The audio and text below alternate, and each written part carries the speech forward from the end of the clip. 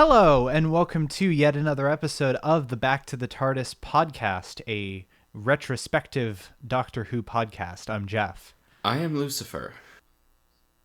And I'm Miss A.G. Penis. And this week we are discussing classic Season 7, Serial 1, Spearhead from Space by Robert Holmes. This is a big, I'd say triple whammy of an episode because it's the Third Doctor's debut episode, it's the first Auton story, and it's the first story in the Unit era where, of course, the Doctor is grounded and does entirely terrestrial stuff as Unit's scientific advisor. Is this also the first color episode? Yes, It's also the first color episode, that too, so that's 4. I'd like to shout out Robert Holmes real quick because I think this is the first time we've covered him on the show. Dude's like one of the, if not the most prolific and long-running writers for classic. He started in season 6 and went all in 68? 68, late 68, all the way to season 23 in 1986. Zam. Yeah. So super prolific, almost like I'd say if you had to pick someone from classic who's like the closest to like an RTD or a Moffat where like you can kind of point to them as someone who was high level involved with the show at some point and was a long runner and introduced like a lot of stuff into the makeup of the show, it would be him. His Wikipedia page on the TARDIS wiki has a nice little list of some of the things he has contributed, things that first appeared in a Robert Holmes script. The Hostile Action Displacement System, The Third Doctor, Liz Shaw, The Autons, Time Lords Having Two Hearts, The Master, Joe Grant, Sarah Jane Smith, The Time Lords Planet being called Gallifrey, The Sontarans, both the 12 regeneration limit and the fact that the Time Lords can bestow additional cycles on people, The Matrix, Rassilon, Barusa, The Eye of Harmony, Romana, The Key to Time, and The Valiard, among others. So he's a huge God codifier. damn. Yeah. So wait. Yeah. I have a question. When they sort of talk a little bit about how he has a like weird cardiovascular system in this episode, but I don't think they ever like explicitly say the two hearts thing. But was that what he was getting at? I think that's what he was getting at. Yeah. Nice. Yes. Interesting. Yeah. This is the first one to mention that.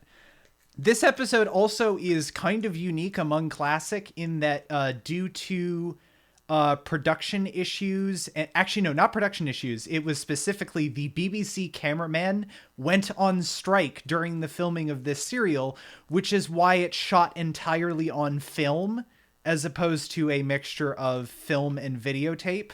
But that's great because it means that it can get restored really nicely and it looks gorgeous, and I think the film really helps lend it this nice old cinematic low budget, but still kind of cinematic feel to it, which really helps because I think this episode has excellent atmosphere. Oh yeah. Just The direction in this it's- episode is so interesting too. It's like really different than anything I've seen in other classic episodes. There's just something about it. I don't know. There was just something about all the staging that was just really different from other things we've seen even in classic. Yeah.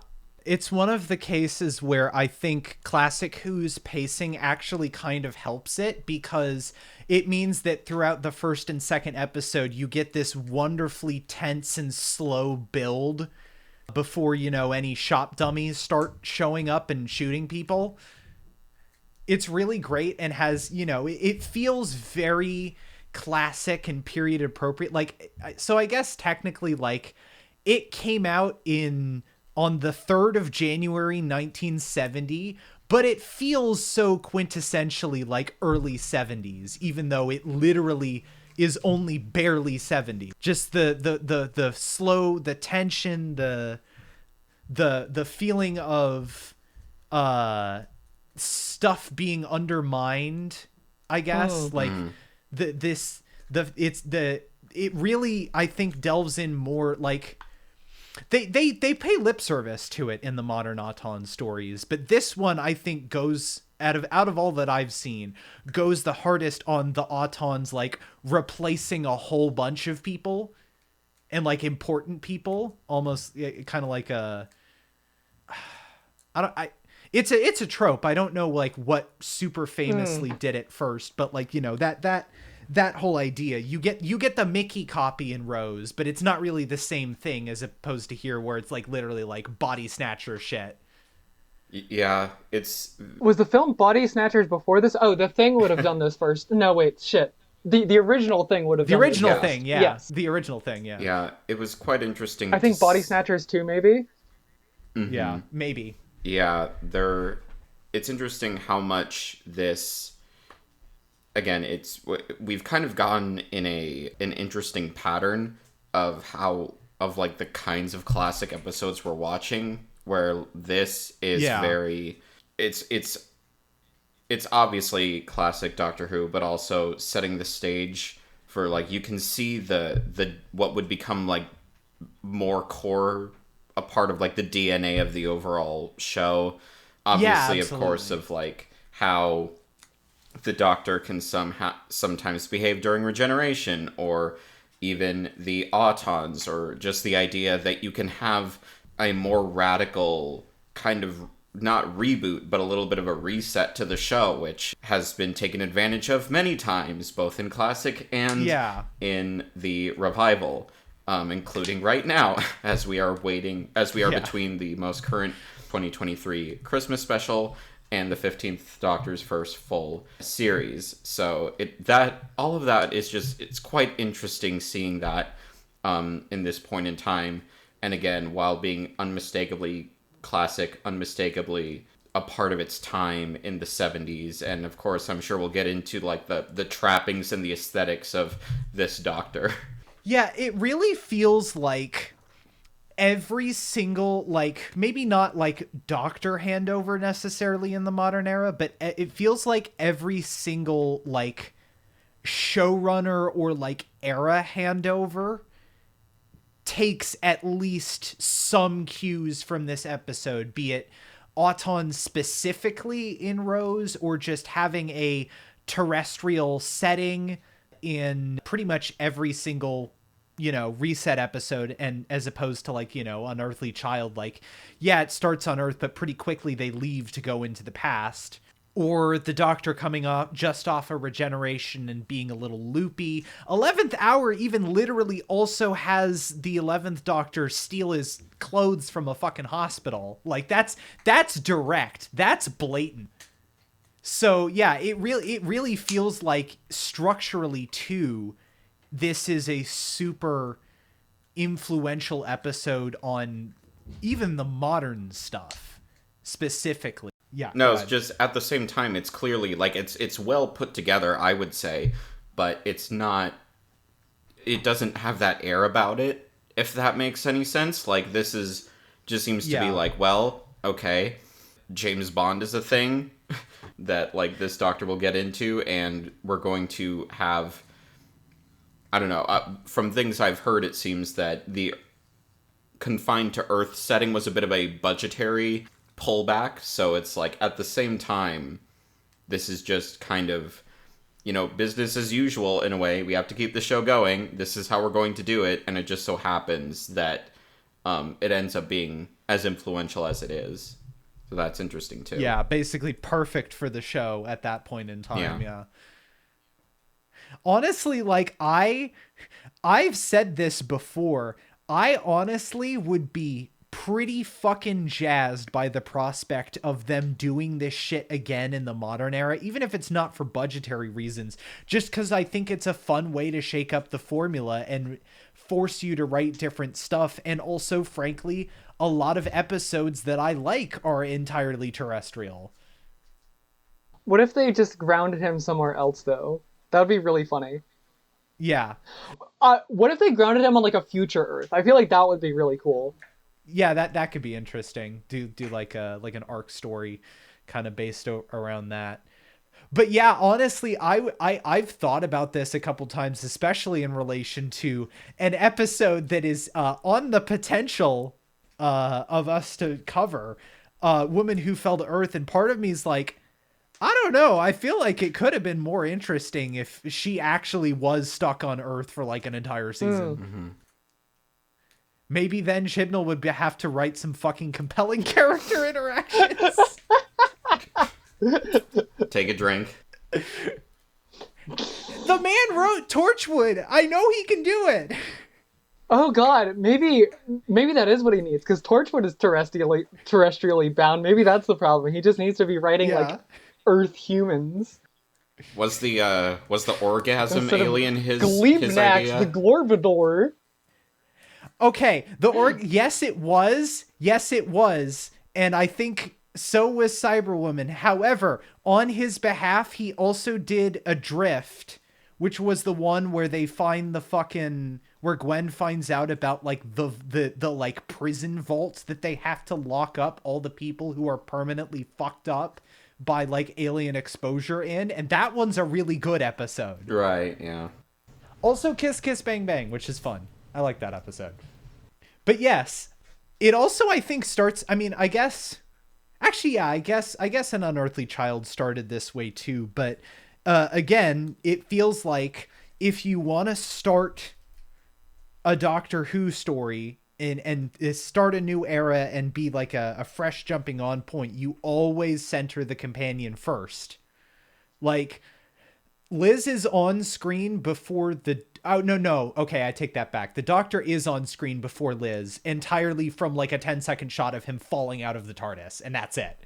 Yeah. And yeah, we are introduced to Liz Shaw, played by Carolyn John, who unfortunately I think only lasted this season, which is a shame because I think she's kind of cool. I think they should be more Doctor Who companions who are like scientists. Like, obviously, she's not entirely on the Doctor's level because no modern day human can be. But it makes it a bit more interesting of a relationship that they have. And she's also playing like kind of the Scully too, the skeptic. But like she's capable, you know, she's not just the usual like classic stereotype of the companion that's just there to like get chased around and scream. Yeah. It's like there's generally like I've noticed a broad trend of like there's either like the companion that doesn't know shit but has a lot of heart and can like think well on their feet, and then there's people who are like they have a competency, or they have a thing. Like I suppose you could say Martha is like a doctor or training to be. I forget exactly which, but anything like that is good to see, and I think they should do more of that. And yeah, I do enjoy this introduction to the character. We've actually seen this episode before, years and years ago, but you know, obviously when you think of Third Doctor companions, I suppose Sarah Jane is more of a Fourth Doctor. Joe and Sarah Jane. Yeah, but like you think of Joe Grant even before Liz. Yeah. So it's interesting seeing how this era starts. Yeah. I also I commented in my notes, they have I feel like they have MLMWLW something. I don't know if it's solidarity or hostility, but they got something there. But maybe that's just me. But yeah, a slow start, you know, it's, you know, introducing kind of unit and what's going on, introducing the Auton threat, and introducing like the Doctor getting taken to this hospital and just completely fucking baffling every single person on the staff at that hospital because they're like, how is this person real? What? You know, it might just be because it's like the story beats in this one are more familiar to me, but I think the first episode actually was my favorite episode. Yeah, just very much because it is like super archetypical Doctor regeneration episode. Yeah, again, it feels like everything starts taking notes from this episode specifically. Yeah. Oh, Doctor in a Hospital? I've seen the TV movie. And they're all like, wow, like what's up with this guy? Like what's his deal? And then like I really like Lethbridge Stewart coming in and being like, oh, this can't be the guy I know. That guy looked different. And it's like, haha, Yeah. I've seen this one before. Yeah. Well, I mean, it's actually funny because Lethbridge Stewart is in the next regeneration story, and he's basically just like, oh, okay, here he goes again. Like he's used to it at that point. It's great. But yeah, and kind of this plot device of like this meteorite kind of chunking into bits over Britain and landing in various places, and people finding these fragments, them getting collected, and also cutting to the this like doll factory where they're making the mannequins. And I just like to say the fucking main guy who's like the main like representative for the Autons, I guess. I swear to God, he looks kind of like fucking Richard E. Grant. Like his head's wider, but like I can't unsee it. And it's really funny. I notice it every time. I also will say, I mean, admittedly, this is partly me dunking on Rose, an episode which did not have the best aging effects.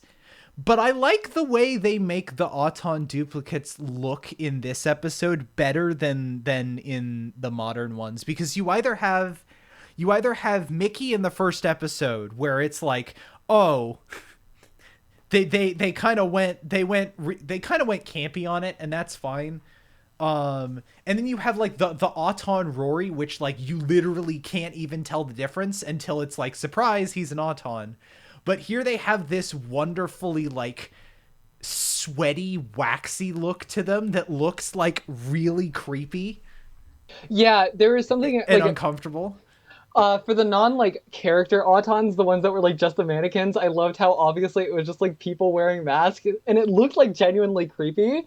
Like, Yeah, no, no, no. I love the way those look too. Yeah. yeah, I kind of appreciated it because I was like, yeah, that's obviously a person wearing a mask, but that actually looks like so sickening that I kind of enjoy it. But Yeah, the otherwise, the faces yeah, look creepier than the ones on the modern ones. yeah, but otherwise for the ones that were like doppelganger plastic versions of the characters, I really enjoyed how it was just like shiny makeup put on them. Yeah. But it And makes you could them see them look. slightly moving. Yeah, yeah, yeah. When they go to the wax gallery and you can see the guy that's playing the general, like his eyes move a couple of times. That's great. As I said, great low budget like classic horror. Yeah. The modern ones, especially the rose ones, they kind of look.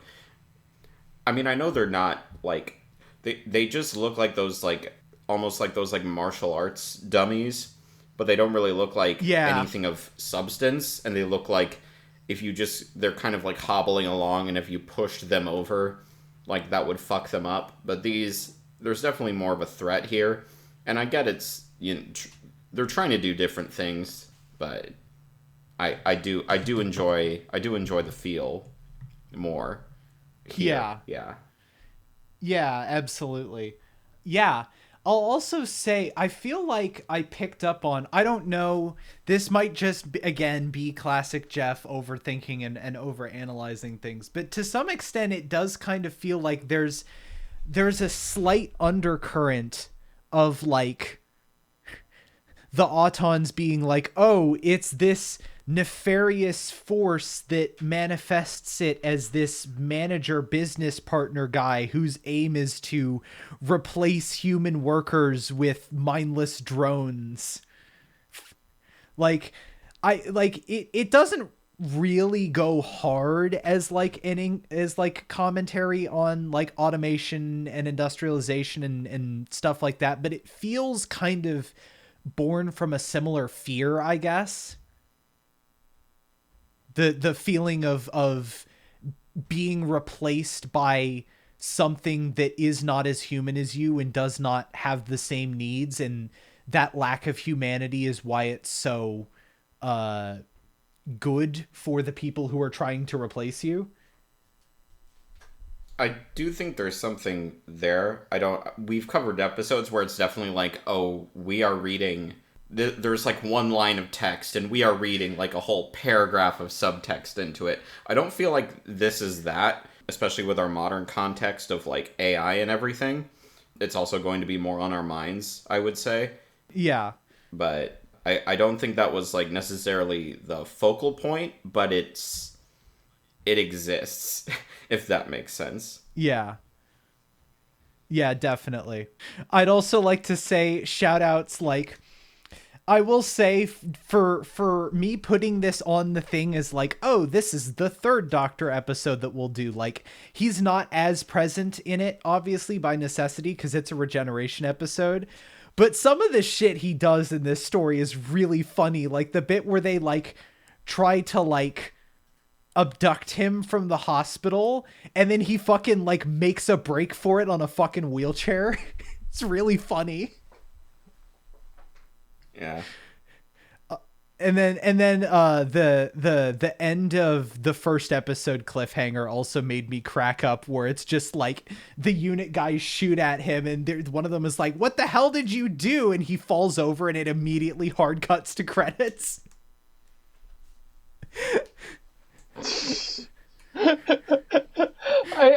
It's just such a, like, yeah, let's just shoot the Doctor. Like, it's even funnier too in the next episode where they're like, yeah, it just grazed his scalp. yeah, no, don't worry about it. He was fine. Classic unit. Like, I feel like, well, I mean, if anything, this is a case where you can retroactively go back and be like, it makes more sense because he may have been within the 15-hour limit. So maybe he did get hit in the head and it just bounced off. I was like, is this going to introduce the 15-hour limit? I was like, whoa, lore. And they were just like, nah, just graves his scalp. Don't worry about it. No, the 15-hour thing is an RTD-ism. That's his thing. Nice. Like, I think I knew that, but I was like, okay, they just shot him, and like, it just makes logical sense here for them to like introduce the thing here. I don't know. Yeah, absolutely. Yeah, I also have to say, I think one of the things that does actually work really well about this episode too, with focusing a bit more on kind of a replacement plot, is that I think the Autons in the modern incarnation never really did it for me because it's always communicating, via the...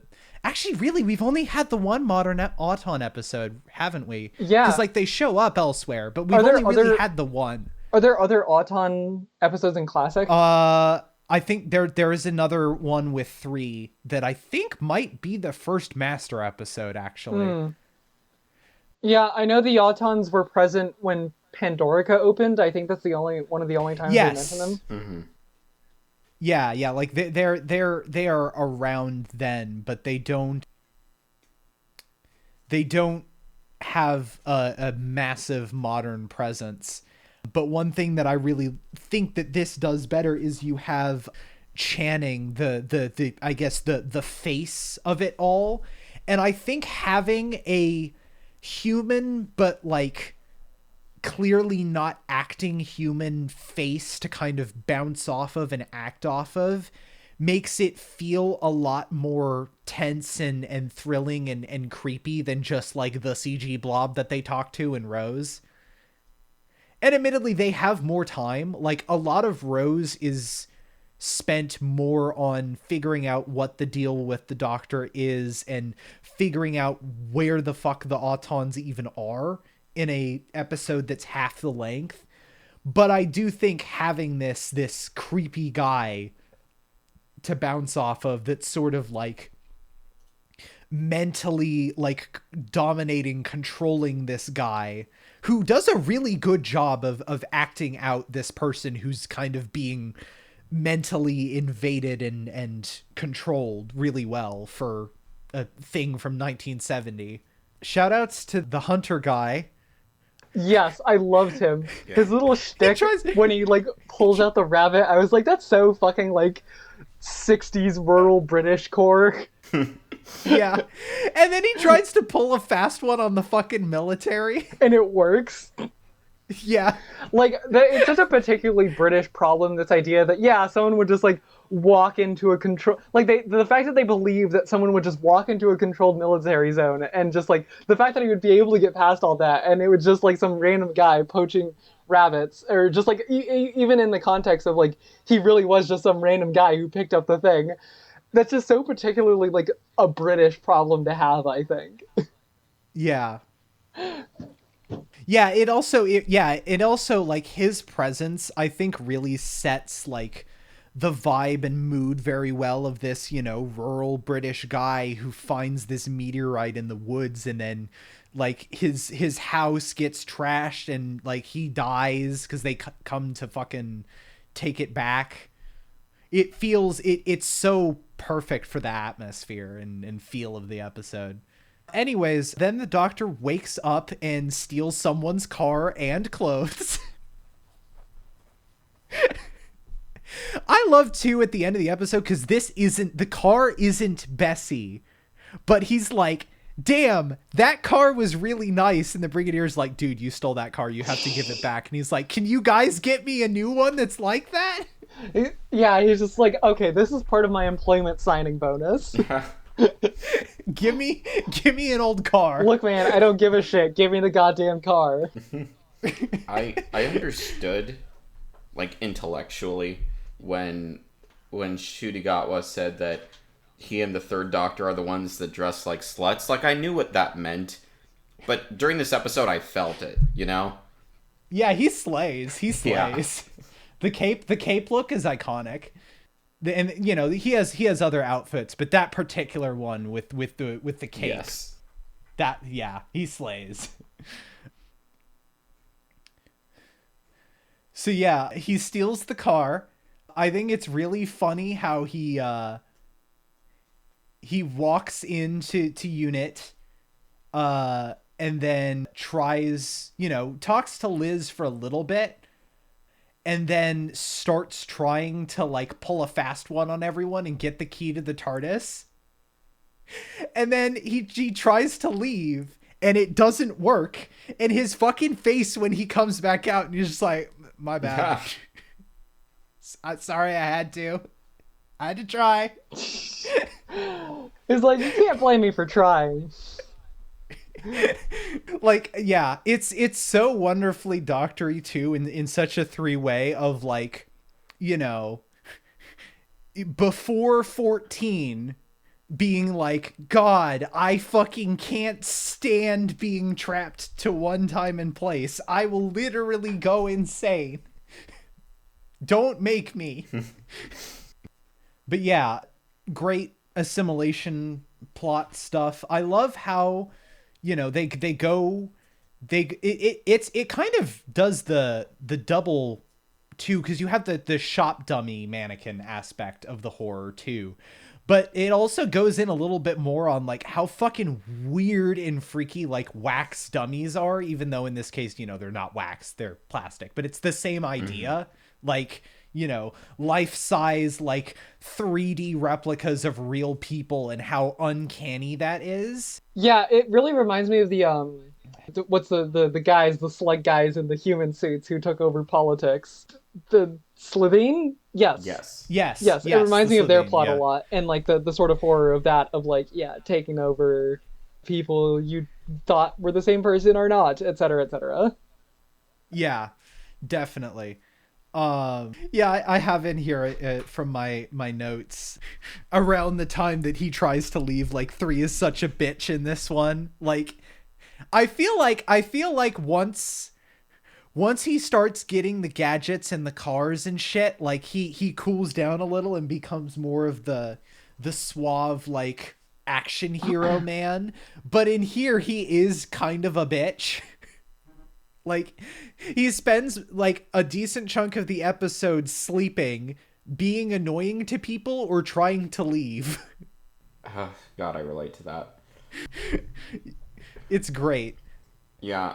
But yeah, he also, they get to flex like I'm jumping around here, and part of that's cuz the usual like Not sure if it's worth going into the full plot summary, but one of the things that John Pertwee is really good at is being very expressive with his face muscles, both in the eyebrows bit, communicating with the eyebrows, and then in the end when he's being grappled by the shitty tentacles and is just hamming it up to the camera with his fucking facial expressions. He goes for it. Yeah, he goes hard.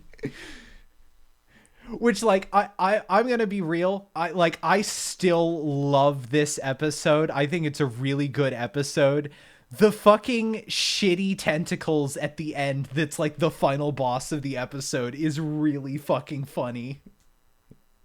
I posted that with a screenshot of like OMG classic Hood tentacle porn. Yeah. True. They go in on it. They go crazy. They really like they did it for a while. It was like a 2-minute scene. Yeah. It goes on for a second. I also will say, honestly, like, the tentacles look shitty, but the other kind of visual representation of the Nestine consciousness that they have, which looks like they made it out of like a plastic bag and some fluid and a light. Like, it's super low budget, but it's evocative. It looks cool and kind of creepy despite being like still obviously pretty cheap.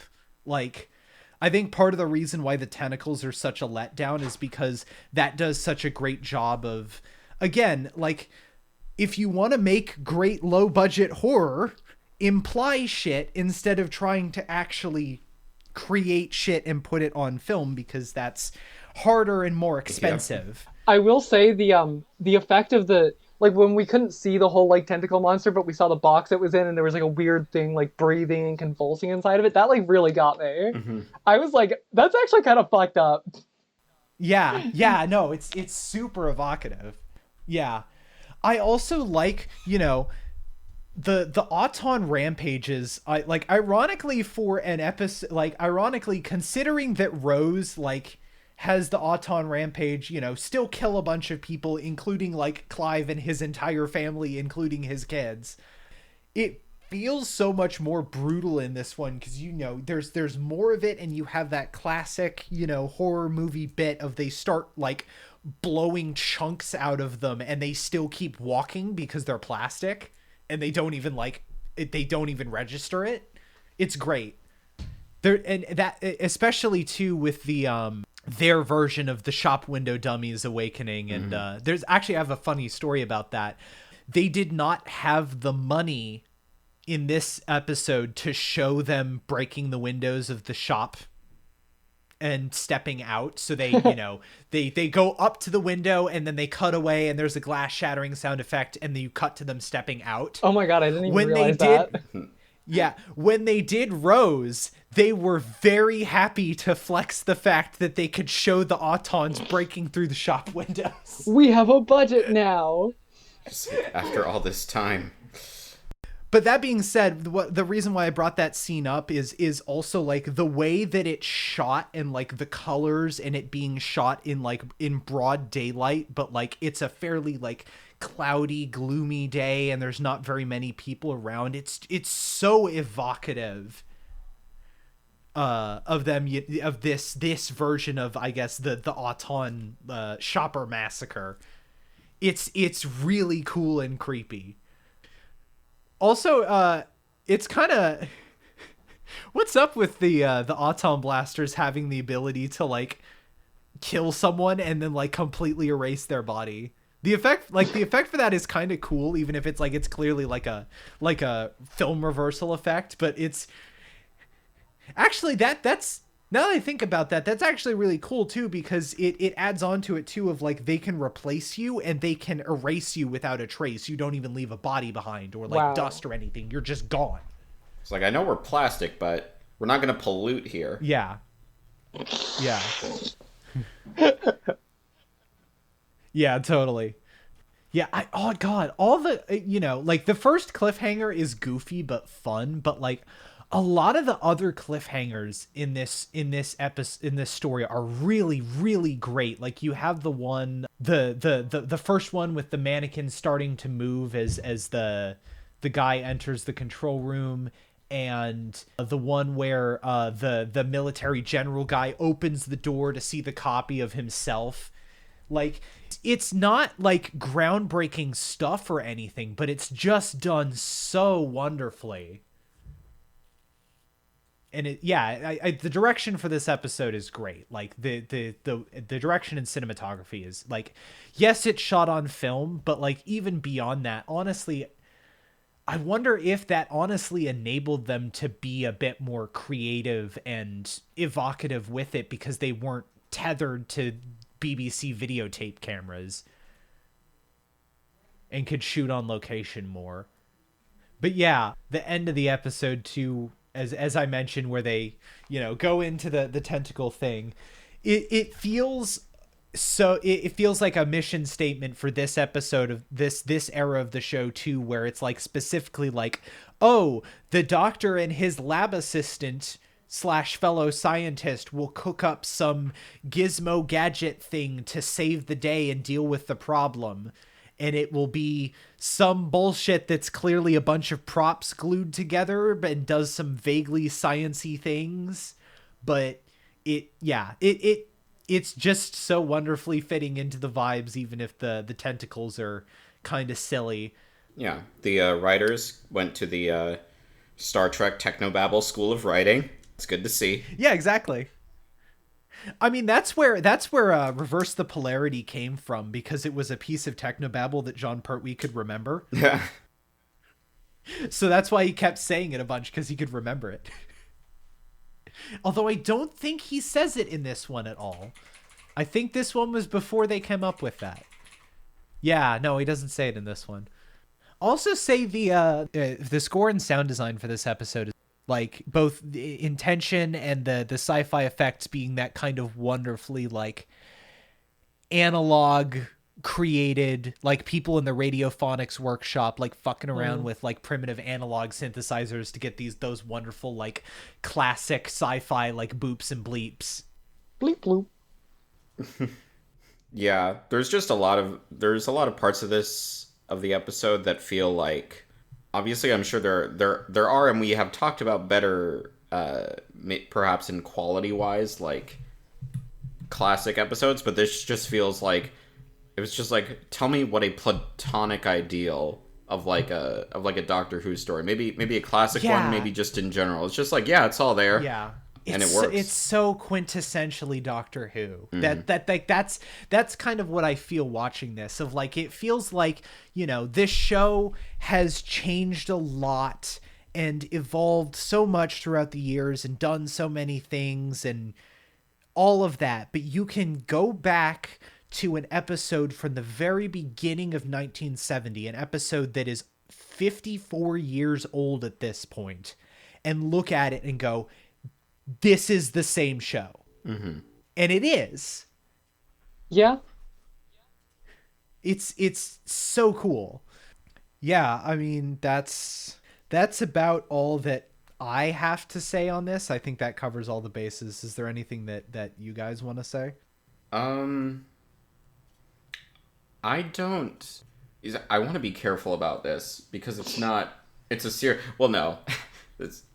Well, fuck it, I already said it. But the whole idea of like the replacement thing, I am unsure. I am uneducated on this, although I would like to get better at it, about how closely aligned that is with, like, let's just say some white nationalist ideologies of replacement. I don't know where far back it becomes anti-Semitic or an explicitly like ethno-nationalist like trope. Obviously, I don't think the episode's going for that at all, but I do find it interesting whenever that kind of trope comes up, and it's very uncritical, because if you're someone who has a brain and isn't a garbage human, you can think, oh, capitalist machine replacement, government, typical left-wing material analysis, like that kind of thing. But also, yeah, a lot of people And again, I'm not saying the episode is going for that at all. I just think that's interesting. Yeah. No, there's definitely like a lot of places that the anxiety that leads, I think, to that trope come from.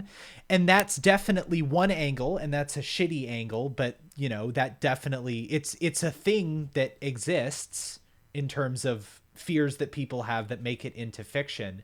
But at the same time, you know, there's the angle that I think this episode goes more for, which is more of a industrialization capitalism angle, absolutely, more than a anything based on race specifically.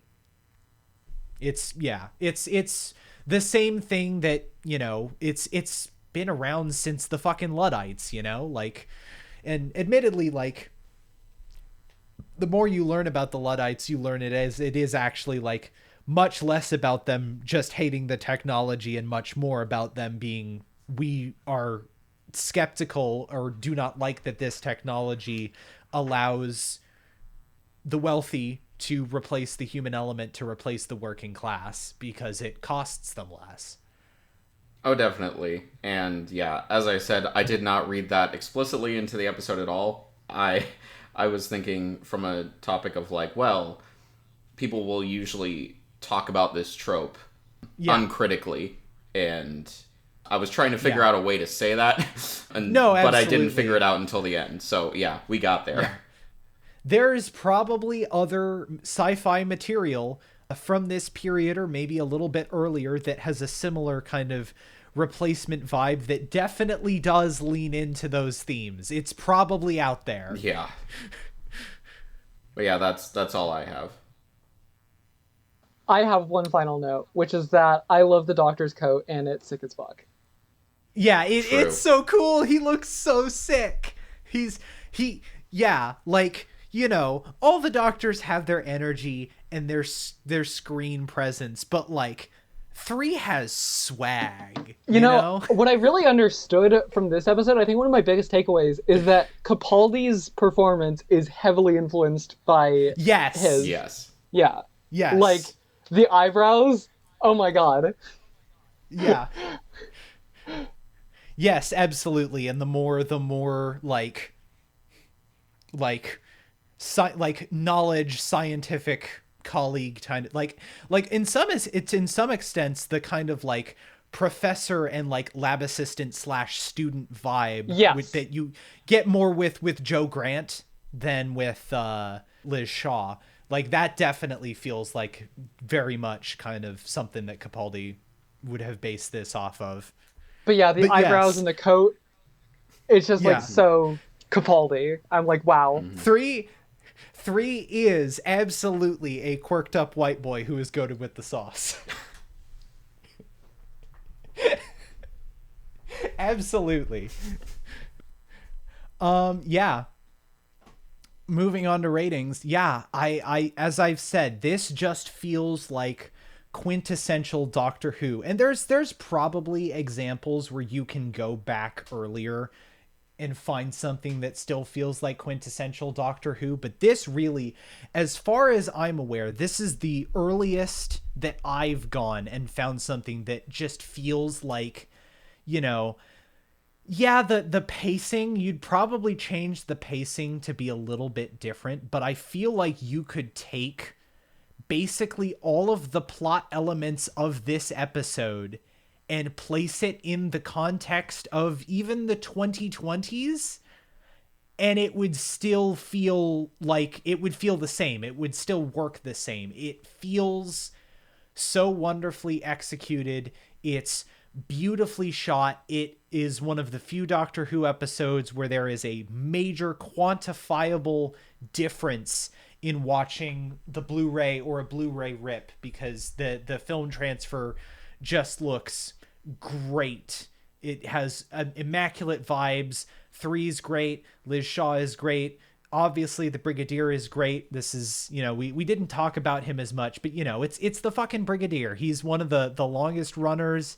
You know, he's a, you know, great dude, iconic character. Yeah, just it's an absolute classic. Like, it's the thing that comes, I think, the closest to it in terms of quality that we've watched as part of this roulette wheel approach would obviously probably be City of Death. And I hesitate to do direct comparisons because they're doing different things. Like, one is a silly haha runaround and one's like a pretty gritty, straightforward, like pulp classic sci-fi affair. But I'd say, like, definitely, like, quality wise, it's on par. It's a super quality episode, an absolute classic, like A plus S tier classic episode. Yeah, this was a joy to watch, and media made in the early 70s and beforehand, that's really a big toss-up. Yeah. For us, generally, in terms of construction, pacing, all of that good stuff.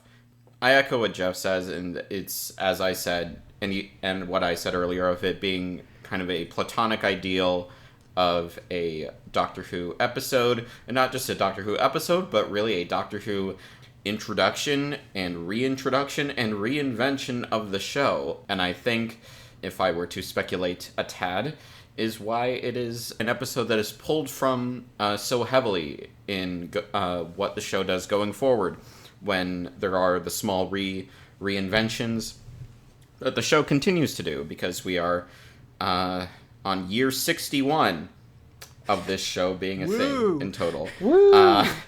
Yeah. So, yeah, it has everything you could want. This feels completely different. Obviously, I haven't seen the Second Doctor Regeneration episode, but this just feels like a different vibe completely. It's definitely different. The Second Doctor's last story is fucking, how long is this fucking thing? 10 episodes long. Yeah. Jesus, Howard Christ. So, yeah, feels different on that aspect. Just the switch up to the Earth atmosphere, what you can do with, like, actual real locations, the reinvention of the Doctor as being Earthbound, just how this Doctor is in general, the utilization of the Autons, Liz, the Brigadier, even the stuff that you could arguably say detracts from it, such as the cheese of the tentacles, and just how ridiculous sci-fi had to get sometimes with the budgetary constraints, in both the smart and stupid ways that they would work around it. It's just really, really solid, really entertaining. This would probably be, like, if I had to say, if I were given a list of 5 episodes of, like, classic that I've seen, that I would have to, like, recommend to somebody to sell them on the show, this would definitely be one of them, one of those stories. So yeah, I'll be a little bit critical, and I'll say A-.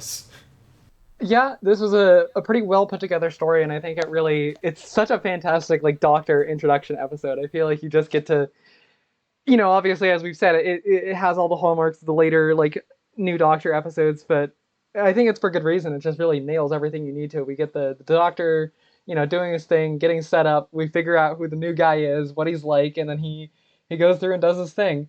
Like a lot of Doctor introduction episodes, I think it's like the monster plot is sort of like subsidiary to that, but I think the monster plot is pretty decent. There's some, like, decent, genuinely pretty good horror stuff in here, like, shockingly so. Overall, I think I kind of lost focus from the plot towards the end, but, like, the whole thing was just, like, enjoyable. I think I lost the plot a little bit because I was having trouble focusing, but otherwise it was just, like, anytime I tuned in, I was like, yeah, this is pretty good. So I would say I would give it, like, a 8.25 out of 10. I just realized I forgot one thing to mention that I'd like to say is fun and super emblematic of the hellscape that is Doctor Who canonicity in this fandom, which is a bit where 3 wakes up, and before he steals that guy's clothes, he takes a shower, and you can see a tattoo that John Pertwee had that he got in real life. He used to be in the Navy.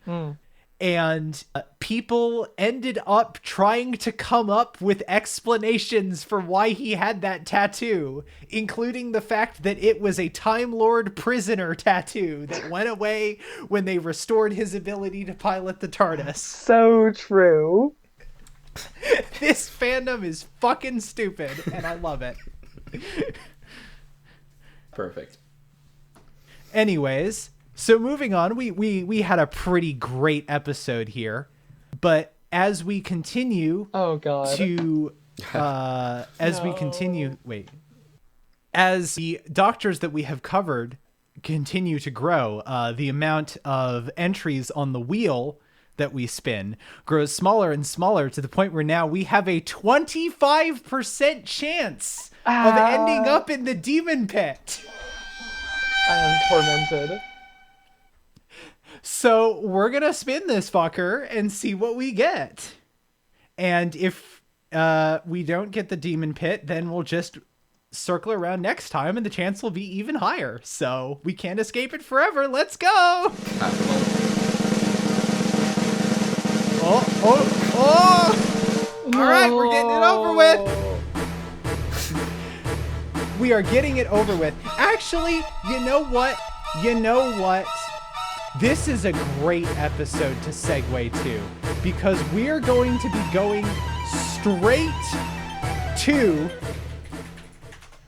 be going straight to another New Era episode that's set on Earth because we're going to be talking about the woman who fell to Earth.